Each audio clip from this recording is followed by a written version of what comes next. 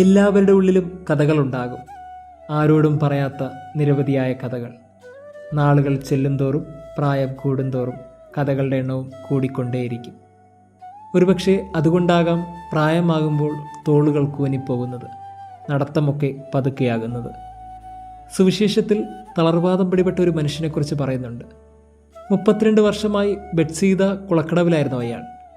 ക്രിസ്തു അയാളെ ശരീരത്തിൻ്റെ ബലഹീനത മാത്രമാണോ സുഖപ്പെടുത്തിയത്? ഒരുപക്ഷെ ഈ സ്വകാര്യ കഥകളെയും കൂടിയാണെങ്കിലോ?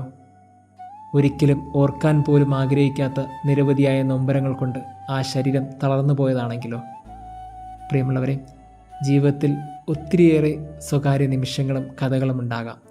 ആരോടും പറയാനും ഓർക്കാൻ പോലും ആഗ്രഹിക്കാത്തത്.